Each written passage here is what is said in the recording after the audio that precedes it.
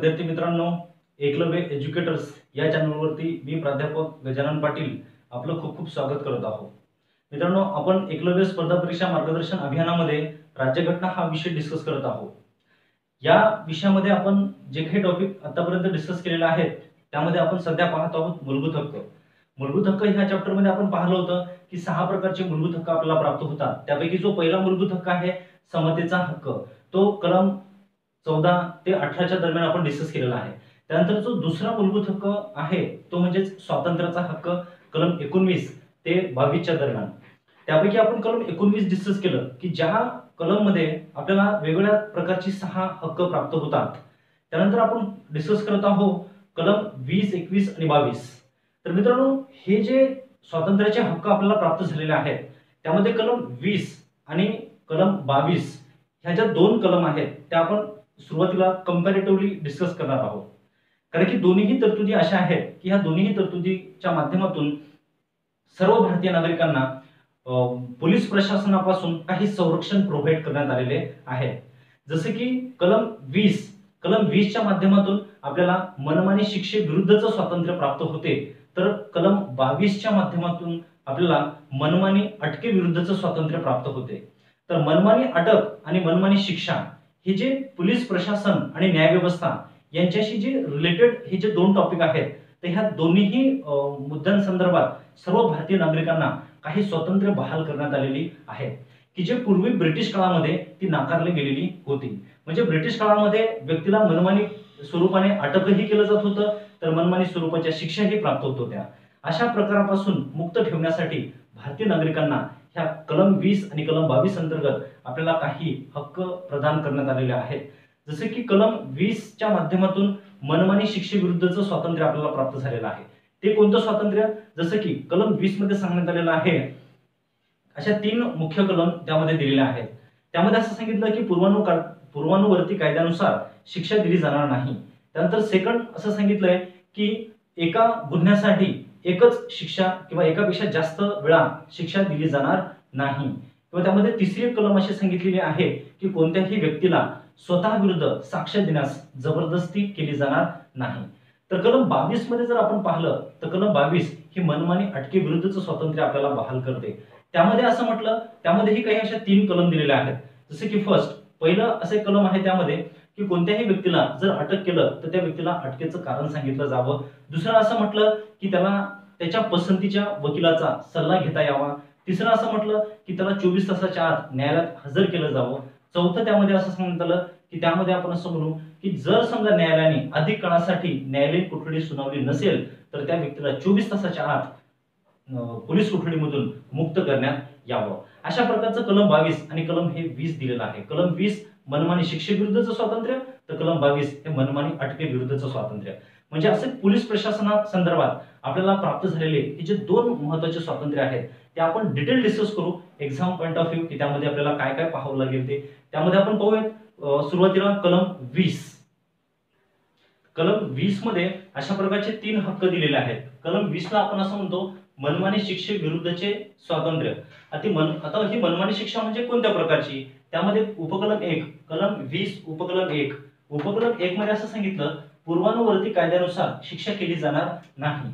आता याचा अर्थ नेमका काय होतो? पूर्वानुवर्ती कायद्यानुसार म्हणजे थोडक्यात असं की ज्या व्यक्तीला, म्हणजे खरं तर याचे 2 अर्थ आपल्याला घ्यायचे एक्झाम पॉइंट ऑफ व्ह्यू। पहिला अर्थ असा घ्यायचा की एखाद्या व्यक्तीने जर कोणता गुन्हा केला असेल आणि त्या गुन्ह्यासंदर्भात जर कायद्यामध्ये शिक्षा दिली असेल तरच त्या व्यक्तीला शिक्षा होते, अदरवाईज शिक्षा होत नाही।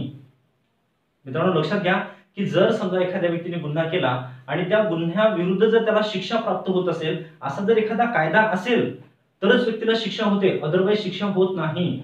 म्हणजेच व्यक्तीने गुन्हा केला पण तशा प्रकारचा कायदाच नाही, तर मग इथे त्या व्यक्तीला शिक्षा देता येत नाही। त्याला म्हणतो आपण मनमानी शिक्षेविरुद्धचं स्वातंत्र्य। दुसरा एक मुद्दा त्याच्यामध्ये असा येतो की व्यक्तीने गुन्हा केला आणि त्या गुन्ह्याविरुद्ध शिक्षा देण्यासाठी कायदा पण आपल्याकडे आहे, परंतु त्या कायद्याच्या माध्यमातून शिक्षा देत असताना पूर्वानुवर्ती कायद्याचा इथे वापर करता येत नाही। म्हणजे एक्झॅक्टली काय होते? एक्झॅक्टली त्याचा अर्थ असा होतो की आपण असं म्हणू की समजा एखाद्या व्यक्तीने गुन्हा केला 1990 या वर्षी एखाद्या व्यक्तीने गुन्हा केला असं आपण कन्सिडर करू। त्याच्यानंतर त्याचा जो खटला न्यायालयात सुरू होता त्याचा निर्णय कदाचित आला 1995 ला, म्हणजे 5 वर्षानंतर त्या खटल्याचा निकाल आला. पण दरम्यान 1993 ला त्या कायद्यामध्ये सुधारणा करण्यात आली.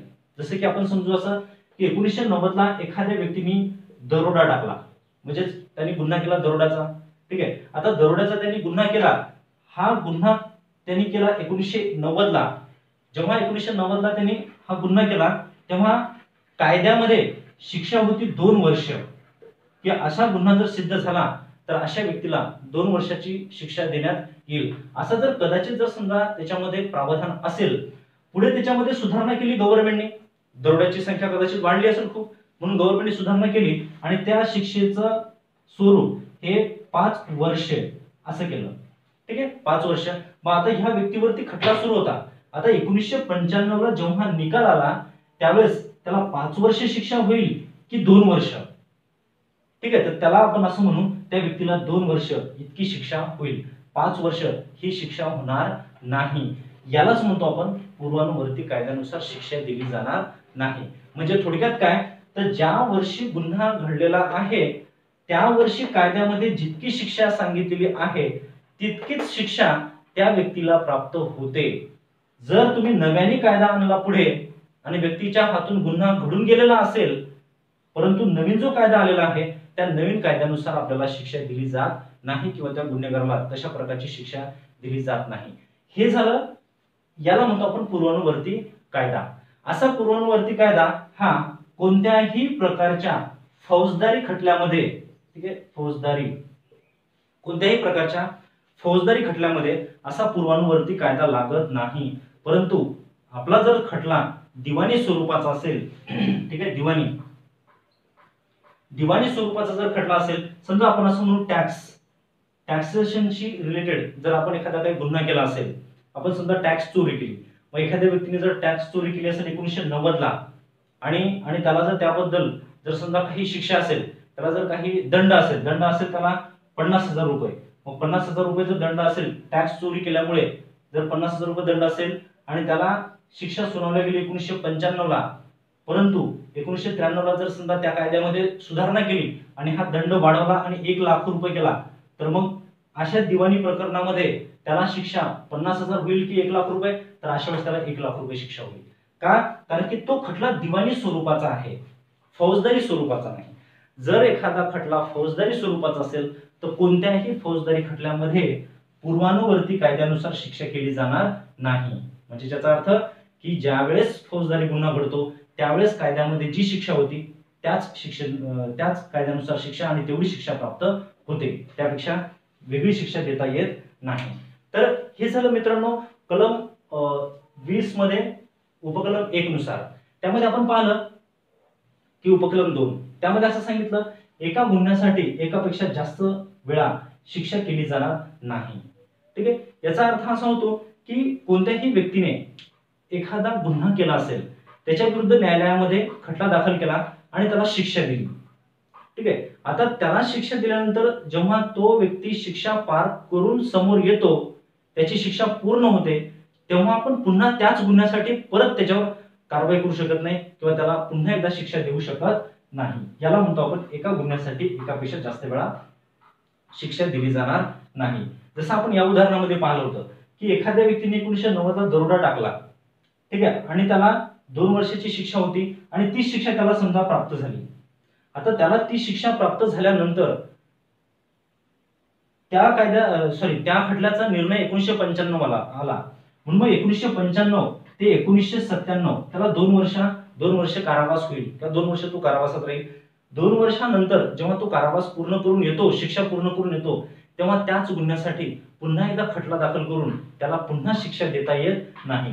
म्हणून एका गुन्ह्यासाठी एकापेक्षा जास्त वेळा शिक्षा देता येत नाही. परंतु मित्रांनो याचा अर्थ असा होत नाही की एका गुन्ह्यासाठी एकापेक्षा जास्त शिक्षा देता येत नाही असा अर्थ होत नाही. लक्षात घ्या, अगदी परफेक्ट, की एका गुन्ह्यासाठी एकापेक्षा जास्त वेळा एकापेक्षा जास्त शिक्षा देता येतात. जसे की एखाद्या व्यक्तीला आता दरोडा टाकला म्हणून त्याला 2 वर्ष कारावास प्लस 10,000 रुपये दंड, है ना, 2 वर्ष कारावास ही एक शिक्षा आणि 10,000 रुपये दंड ही दुसरी शिक्षा. 2 शिक्षा देता येतात. एका गुन्ह्यासाठी 2 शिक्षा देता येतात, परंतु एका गुन्ह्यासाठी 2 वेळा शिक्षा नाही देता येत. एका गुन्ह्यासाठी फक्त एकच वेळ शिक्षा देता येते. याला म्हणू आपण अशा प्रकारचं मनमानी शिक्षेविरुद्धचं ते स्वातंत्र्य आहे. त्यानंतर नेक्स्ट, स्वतः विरुद्ध साक्ष देण्यास जबरदस्ती करता येत नाही. म्हणजे एखाद्या व्यक्तीला जर समजा अटक केली असेल किंवा तो तुरुंगात असेल आणि तुरुंगात असताना त्या व्यक्तीला पोलीस प्रशासन जबरदस्ती करू शकत नाही की तू कबूल कर की हा गुन्हा तू केलेलाच आहे. ठीक आहे. किंवा स्वतः विरुद्ध साक्ष म्हणजे स्वतः विरुद्ध स्वतःलाच एक पुरावा म्हणून समोर करता येत नाही. तर प्रत्येक व्यक्तीला इथे अधिकार आहे, आपण म्हणून जस्ट कीप सायलेन्स किंवा शांत राहण्याचं एक स्वातंत्र्य किंवा स्वतः विरुद्ध मी साक्ष देणार नाही. या संदर्भात काही खटले सुद्धा आतापर्यंत घडलेले आहेत. जसे की आपण पाहूयात 2 खटले मोस्ट इम्पॉर्टंट आहेत, कधी कधी आपल्याला परीक्षेमध्ये विचारले जातात. जसे की इथे आपण पाहिलं पूर्वानुवर्ती कायद्यानुसार शिक्षा केली जाणार नाही. या संदर्भात एक खटला झालेला होता केदारनाथ विरुद्ध स्टेट ऑफ वेस्ट बेंगॉल. ठीक आहे. केदारनाथ विरुद्ध पश्चिम बंगाल राज्य हा जो खटला होता, या खटल्यामध्ये काय झालं होतं तर 1947 ला एका व्यक्तीकडून गुन्हा घडलेला होता. ठीक आहे. 1947 ला एका व्यक्तीकडून गुन्हा घडला आणि त्या गुन्ह्यासाठी जो दंड आकारला जायचा तो दंड पुढे 1949 ला दुप्पट करण्यात आला. आणि जेव्हा न्यायालयाने तशा प्रकारचा निर्णय देऊन त्याला दुप्पट दंड आकारला, तेव्हा तो व्यक्ती कलम 20 उपकलम 1 चा वापर करून न्यायालयात जातो सुप्रीम कोर्टमध्ये आणि सुप्रीम कोर्टने त्याला असा निर्णय दिला की त्या व्यक्तीला असा डबल दंड आकारला जाणार नाही. कारण की 1947 ला त्या व्यक्तीने गुन्हा केला आणि जेव्हा 1947 ला जो गुन्हा झाला होता तेव्हा जितका दंड कायद्यामध्ये होता तेवढाच दंड त्या व्यक्तीला द्यावा लागेल. त्या खटल्याला आपण असं म्हणतो केदारनाथ विरुद्ध स्टेट ऑफ बेंगॉल. पुढचा आणखीन एक असा जे खटला आहे या तरतुदी संदर्भात, तो खटला म्हणजे नंदिनी सतपथी विरुद्ध पीएल दानी. नंदिनी सतपथी विरुद्ध पीएल दानी हा जो एक खटला होता, या खटल्यामध्ये काय स्पष्ट करण्यात आलं, इथे खरं तर एक व्यक्ती होता की ज्या व्यक्तीवर भ्रष्टाचाराचा आरोप होता आणि तो व्यक्ती भ्रष्टाचाराचा आरोप असताना त्या व्यक्तीवरती जेव्हा त्या व्यक्तीला काही प्रश्न विचारण्यात आले आणि त्याला असं सांगण्यात आलं की तुम्ही की हा जो भ्रष्टाचार केलेला आहे त्या भ्रष्टाचाराशी रिलेटेड काही प्रश्न विचारले जातील, त्याची तुम्ही उत्तरं द्या. अशा वेळेस त्या व्यक्तीने त्या अधिकाऱ्याने कोणत्याही प्रकारचे प्रश्नाची उत्तरं देण्यास नकार दिला. आता त्यांनी नकार दिल्यानंतर त्याच्यावरती आयपीसी 169 नुसार गुन्हा दाखल केला. कारण की आयपीसी 179 मध्ये असं सांगण्यात आलं की जर एखाद्या व्यक्तीने गुन्हा केला असेल आणि त्याला जर प्रश्न विचारलेत तर त्याचं उत्तर त्यांनी द्यावं. जर उत्तर दिले नाही तर तो शिक्षेस पात्र असेल. अशा प्रकारचे कलम आयपीसी मध्ये दिलेलं आहे. मग या तरतुदीनुसार त्या अधिकाऱ्याने प्रश्नाची उत्तरं देणं ही अपेक्षित होती, परंतु त्याने तशी कोणत्याही प्रकारची उत्तरं दिली नाही. पुढे सुप्रीम कोर्टने त्याच्यावरती असा निर्णय दिला की कोणत्याही व्यक्तीला अशा प्रकारचे कोणतेही प्रश्न जर विचारले गेले तर त्यांनी उत्तर दिलेच पाहिजे, असं त्याच्यावर बंधन करता येणार नाही किंवा त्याच्यावर ते बंधनकारक नसेल. त्यालाच म्हणतो आपण स्वतः विरुद्ध साक्ष देण्यास जबरदस्ती करता येणार नाही. तर हे होतं मित्रांनो कलम 20 की ज्यामध्ये मनमानी शिक्षेविरुद्धच आपल्याला स्वातंत्र्य बहाल करण्यात आलेलं आहे. बस एवढे एक फॅक्च्युअल इन्फॉर्मेशन जी आहे ती व्यवस्थित लक्षात घ्या. याच्यानंतर याच्याशी रिलेटेड जो एक दुसरा आपल्याला हक्क प्राप्त होतो भारतीय संविधानामध्ये कलम 22 की ज्यामध्ये असं सांगितलं मनमानी अटकेविरुद्धचं स्वातंत्र्य. तर आपण बघूया मनमानी अटकेविरुद्धचं स्वातंत्र्य कलम 22. कलम 22 मध्ये आपल्याला 2 प्रकारचे हक्क प्राप्त होतात. जसे की कलम 22 मध्ये जसं आपण कलम 22 पाहिलं होतं की मनमानी अटकेविरुद्धचे स्वातंत्र्य म्हणजे पोलीस प्रशासन कोणत्याही व्यक्तीला मनमानी स्वरूपाने अटक करून ठेवू शकत नाही. तर अशा प्रकारच्या मनमानी अटकेविरुद्ध आपल्याला 2 प्रकारचे स्वातंत्र्य बहाल करण्यात आलेले आहेत की जे आपल्याला कलम 22 मध्ये कलम 22 अ आणि ब अशा प्रकारे ते दिलेलं आहे. तर पाहू आपण याच्यामध्ये जे सांगितलं कलम अ, तर 22 मध्ये कलम अ मध्ये काय सांगितलं की कोणत्याही व्यक्तीला जर अटक केलं असेल तर त्या व्यक्तीला अटकेचं कारण सांगितलं पाहिजे. म्हणजे अटकेचं कारण सांगितल्याशिवाय कोणत्याच व्यक्तीला अटक करता येत नाही. त्यानंतर म्हटलं वकिलाचा सल्ला. म्हणजे एखाद्या व्यक्तीला जर पोलीस प्रशासनाने जर अटक केलं असेल तर अशा व्यक्तीला कोणत्याही वकिलाचा सल्ला घेता येऊ शकतो किंवा कोणताही एखादा त्याच्या पसंतीचा वकील हा त्याला त्याची बाजू मांडण्यासाठी स्वीकारता येतो किंवा लावता येतो. त्यानंतर 24 तासाच्या आत न्यायालयामध्ये, म्हणजे याचा अर्थ आपण असं म्हणतो की एखाद्या व्यक्तीला जर अटक केलं असेल त्याला अटकेचं कारणही सांगितलं, त्याला वकीलही प्रोव्हाइड केला, परंतु अशा व्यक्तीला अटक केलेल्या वेळेपासून म्हणजे ज्या क्षणाला त्या व्यक्तीला अटक केलेला आहे त्या क्षणापासून ते त्या ठिकाणावरून न्यायालयामध्ये जाण्यासाठी लागणारा जो वेळ असतो तो वेळ सोडून किमान 24 तासाच्या आत त्या व्यक्तीला न्यायालयामध्ये हजर करावं लागते. हे पोलीस प्रशासनावर बंधनकारक आहे. म्हणजे इथे असं होऊ शकत नाही की पोलीस प्रशासनाने कोणाला तरी अटक केलं एखाद्या गुन्हेगाराला आणि 24 तासापेक्षा जास्त वेळ त्यांनी तुरुंगामध्ये ठेवलं, असं होत नाही. तर 24 तासाच्या आत न्यायालयामध्ये हजर करावं लागते आणि जर समजा 24 तासाच्या आत न्यायालयामध्ये हजर केलं आणि न्यायालयासमोर बाजू मांडल्यानंतर जर न्यायालयाने 24 तासापेक्षा जास्त काळ आणखीन पोलीस कोठडीमध्ये ठेवण्याचा जर निर्णय दिला तरच अशा व्यक्तीला पोलीस स्टेशनमध्ये ठेवलं जाते किंवा न्यायालयीन कोठडीमध्ये ठेवलं जाते. आणि जर समजा तशा प्रकारचा आदेश न्यायालयाने दिला नाही तर अशा वेळेस त्या व्यक्तीची सुटका केली जाते. अशा वेळेची सुटका करणं किंवा सुटका होणे हा त्या व्यक्तीचा मूलभूत हक्क असतो. म्हणजे लक्षात घ्या, एखाद्या व्यक्तीला अटक केलं, 24 तासाच्या आत न्यायालयात हजर केलं आणि न्यायालयाने असा निर्णय दिला की त्या व्यक्तीला आता जास्त काळासाठी अटक ठेवू नये तर त्या व्यक्तीला सोडून देण्यात यावं. असा निर्णय दिलेल्या वेळेपासून तर 24 तासाच्या आत पुढे 24 तासाच्या आत त्या व्यक्तीला मुक्त करावं लागते. तर अशा प्रकारचे साधारणतः आपल्याला भारतीय नागरिकांना मनमानी अटकेविरुद्धचं काही स्वातंत्र्य प्राप्त झालेलं आहे आणि हे स्वातंत्र्य केवळ आणि केवळ भारतीय नागरिकालाच प्राप्त होते, परकीय नागरिकाला प्राप्त होत नाही. परंतु तरी सुद्धा इथे काही आपल्याला अपवाद पाहायला मिळतात. अपवाद कोणते? जसे की पाहायला आपण ऑलरेडी परकीय नागरिक असेल तरी हा हक्क प्राप्त होणार नाही. दुसरा अपवाद म्हणजे काय, तर प्रतिबंधात्मक स्थानबद्धता कायदे. म्हणजे एखादा कायदा असा असतो की जो प्रतिबंधात्मक स्थानबद्धता कायदा म्हणून ओळखला जातो. जसं की पोटा prevention of terrorism act, prevention of terrorism act म्हणजे देशामधला अतिरेकी किंवा ज्या अतिरेकी ऍक्टिव्हिटी असतात, टेररिझम जो असतो, तर देशातला टेररिझम कमी करण्यासाठी जे कायदे असतात तर हे त्या स्वरूपाचे कायदे. म्हणजे जर एखादा संशयित असा काही गुन्हेगार असेल की जो देशामध्ये कदाचित दहशतवाद निर्माण करू शकतो, अशा गुन्हेगाराला जर अशा काही कायद्याच्या माध्यमातून जर अटक केलं तर अशा व्यक्तीला कारण नाही सांगितलं तरी चालेल, म्हणजे ह्या प्रकारचे त्याला कोणतेही हक्क प्राप्त होणार नाहीत. अशा प्रकारचा आपण त्याला म्हणू शकतो अपवाद. आता याच्यामध्ये मित्रांनो एक मुद्दा लक्षात घ्या की एखाद्या व्यक्तीला जेव्हा अटक केलं जाते, ठीक आहे ना, अटक, कारण की इथे मनमानी अटकेविरुद्धचं स्वातंत्र्य आपण म्हटलं.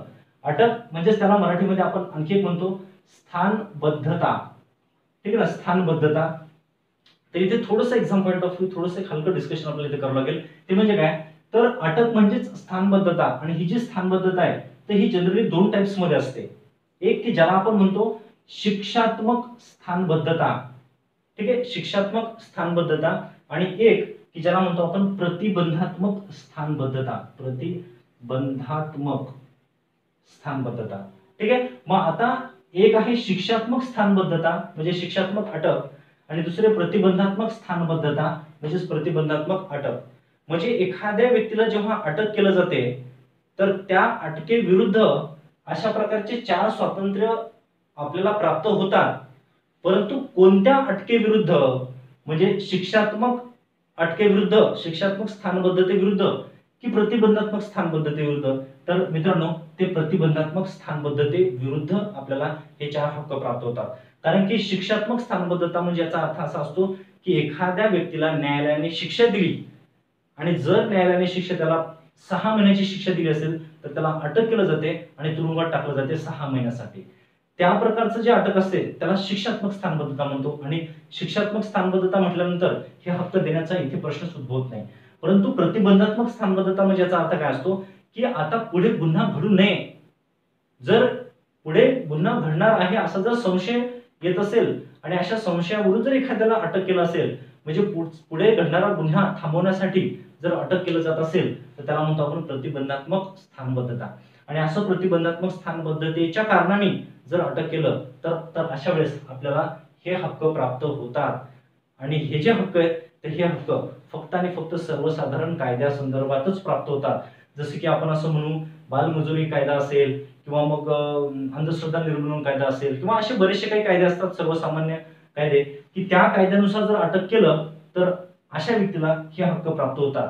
परंतु देशातला ओव्हरऑल दहशतवाद कमी करण्यासाठी जे कायदे आहेत त्या कायद्यानुसार जर अटक केलं तर मग मात्र हे हक्क आपल्याला प्राप्त होत नाहीत. हे झालं कलम 22 मध्ये अ हा विभाग, की ज्यामध्ये हे 4 प्रकारचे हक्क आपल्याला प्रदान केलेले आहेत, की जे केवळ आणि केवळ भारतीय नागरिकाला, परकीय नागरिकाला प्राप्त होत नाही. दुसऱ्या बाजूने पाहू आपण ब. आता ब मध्ये जर आपण पाहिलं तर ब मध्ये काही मुद्दे दिलेले आहेत. आता फार हे मुद्दे परीक्षेला विचारत नाहीत, हेच विचारले जातात, परंतु तरी थोडंसं आपण 2 मिनिटांमध्ये पाहूया. यामध्ये असं म्हटलं की सल्लागार मंडळाचा सल्ला असल्याशिवाय 3 महिन्यापेक्षा जास्त काळ कोणत्याही व्यक्तीला अटक ठेवता येणार नाही. म्हणजे लक्षात घ्या, इथे एखाद्या व्यक्तीला स्थानबद्ध केलं, एखाद्या व्यक्तीला अटक केलं पोलीस प्रशासनाने. आता अटक केल्यानंतर जरी न्यायालयाने इथे न्यायालयीन कोठडी दिली असेल तरी सुद्धा त्या व्यक्तीला जास्तीत जास्त 3 महिन्यापर्यंत पोलीस कस्टडीमध्ये ठेवता येते किंवा पोलीस स्टेशनमध्ये ठेवता येते. कधी? सल्लागार मंडळाचा सल्ला असल्याशिवाय. म्हणजे याचा अर्थ जर समजा एखादं न्यायालयामध्ये एखादं सल्लागार मंडळ स्थापन केलेलं असते आणि त्या सल्लागार मंडळाने जर असा सल्ला दिला की नाही, त्या संबंधित व्यक्तीला 3 महिन्यापेक्षा जास्त काळ आणखीन पोलीस कोठडीमध्ये ठेवावं, असा जर सल्ला दिला तर मग मात्र 3 महिन्यापेक्षा जास्त काळ त्या व्यक्तीला ठेवलं जाते. परंतु असा सल्ला जर आला नाही तर मग मात्र पोलीस प्रशासनाला कोणत्याही व्यक्तीला 3 महिन्यापेक्षा जास्त काळ तुरुंगात ठेवता येत नाही, मग तो भारतीय नागरिक असो अथवा परकीय नागरिक असो. म्हणून मी सुरुवातीलाच तुम्हाला सांगितलं की ब मध्ये जे हक्क दिलेले आहेत ते भारतीय नागरिकाबरोबरच परकीय नागरिकाला सुद्धा प्राप्त होतात. त्यामध्ये आपण पाहिलं 3 महिन्यापेक्षा जास्त काळ कोणालाही तुरुंगात ठेवता येत नाही, परंतु सल्लागार मंडळाचा जर सल्ला असेल तर मग त्यापेक्षा जास्त ठेवता येते. नेक्स्ट असं म्हटलं की स्थानबद्धतेचं कारण हे सांगावं लागते. म्हणजे परकीय व्यक्ती असो किंवा भारतीय नागरिक असो, जर त्याला लॉंग टर्म असं जर तुरुंगामध्ये जर ठेवलं गेलं तर मग अशा वेळेस त्याला का तुरुंगात ठेवण्यात आलेलं आहे याचं त्याला कारण म्हणजे सांगावं लागेल की कशामुळे त्याला स्थानबद्ध केलेलं आहे, त्याचं कारण सांगावं लागेल. परंतु ते कारण सांगितल्यामुळे जर सामाजिक अडचण किंवा सामाजिक सुव्यवस्थेला जर धोका पोहोचणार असेल तर अशा वेळेस असं कारण सांगितलंच पाहिजे, म्हणून असं काहीच नाही. म्हणजे त्या कारणासाठी जे कारण आहे अटकेचं कारण ते नाकारलं जाऊ शकते. नेक्स्ट म्हटलं स्वतःची बाजू मांडण्याचा अधिकार हा प्रत्येकाला दिलेला आहे. म्हणजे ज्या व्यक्तीला अटक केलेला आहे त्या व्यक्तीला स्वतःची बाजू तिथे मांडता येते. स्वतःला आम्ही म्हणजे आपण गुन्हेगार नाही आहोत, आम्ही दोषी नाही आहोत हे ठरवण्याचा किंवा हे सिद्ध करण्याचा प्रत्येकाला मूलभूत हक्क इथे प्राप्त झालेला आहे. तर अशा प्रकारे हे झालं कलम 22, की ज्या कलम मध्ये आपल्याला मनमानी अटकेविरुद्धचं स्वातंत्र्य प्राप्त झालेलं आहे. तर मित्रांनो, अपेक्षा आहे तुम्हाला कलम 20 की जी मनमानी शिक्षेविरुद्धचं स्वातंत्र्य देते आणि कलम 22 की जे मनमानी अटकेविरुद्धचं स्वातंत्र्य देते, ह्या दोन्हीही कलम तुम्हाला समजलेल्या असाव्यात. तर मित्रांनो, भेटूयात आपण पुढच्या लेक्चरमध्ये. त्यामध्ये आपण डिस्कस करूयात कलम 21. कलम 21 हे मोस्ट इम्पॉर्टंट आहे की जे आपल्याला व्यक्तिगत व जीवित स्वातंत्र्याचा हक्क देते. परंतु कलम 20 आणि 22 ह्या थोड्याशा इक्वल होत्या, म्हणून ह्या दोन्ही तरतुदी आपण सुरुवातीला डिस्कस केलेल्या आहेत. तर स्वातंत्र्याचा हक्क या तरतुदीमध्ये जे आपलं एकमेव कलम राहिलं ते म्हणजे कलम 21, की ज्यावर खूप जास्त प्रश्न आपल्याला विचारले जातात. तर आपण पुढच्या लेक्चरमध्ये बघूयात कलम 21. तोपर्यंत रिव्हिजन करा. Good bye.